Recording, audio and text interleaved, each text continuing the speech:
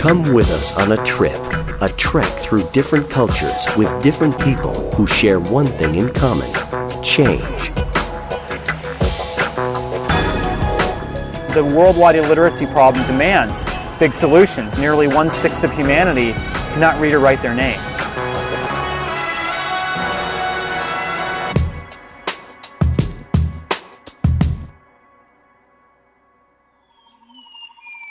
These communities are fighting to break the cycle of poverty, and the key is education.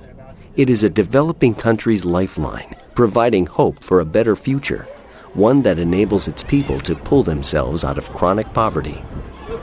Just as nations such as the U.S. used education to create prosperity, millions of villages in the developing world wish to do the same. Hope is on the rise. As you will see, hundreds of villages are working with a group called Room to Read. Room to Read is all about sustainable long-term solutions to poverty, those that deliver the right educational tools through a well-thought-out, results-driven approach. Do you like to read? Yes! The idea for Room to Read started with the inspired act of one person, John Wood, hand-delivering books to underprivileged Nepali children to fill their empty library. It has since grown into a global program working to educate over 10 million children across developing countries.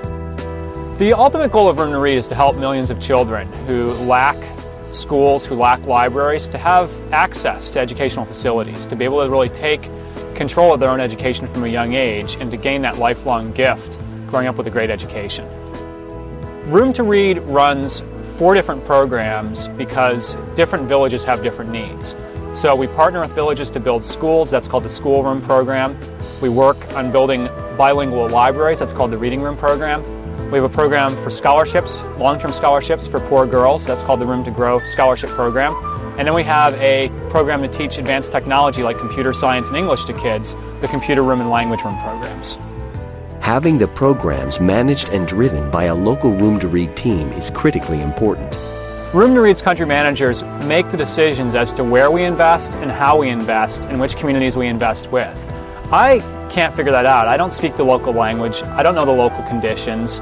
But the country directors and their staff can really figure out which communities should we work with, how can we work with them, which community needs a new school, but which community might need a library or some girls' scholarships endowed. So by engaging with the local communities, by knowing the local conditions, those country managers do a great job of helping Room to Read figure out how can we help these communities. One of the things that really differentiates Room to Read from a lot of other charities is that we're not simply giving something to a village. We use a system of challenge grants because we believe it's very important for the villages to feel ownership of these projects. This is not a model where we're actually giving the school or giving the library to the village and saying, hey, here's a free gift. What we're saying to the village is, we can work with you. We'll buy the bricks and mortar, you donate the land and the labor, and a new school will be created. It's that model that's going to assure that these projects will be owned by the local community, will be looked after by the local community, and will be sustainable in the long term. As the local Room to Read manager in Cambodia, Mr. Borame is aware that his country faces many challenges, but he is optimistic that with education comes a brighter future.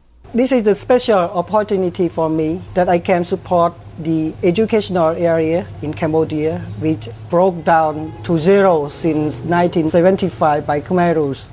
This is the main purpose that everybody wants to go for, but not organization can do as Room to Read. Cooperation manner, absolutely we need the contribution of the community to make them the owner of everything we donate to them and they can take care of it properly. The challenge grant was not devised by Westerners. It was invented by Room to Read's Nepal team and is now in use throughout each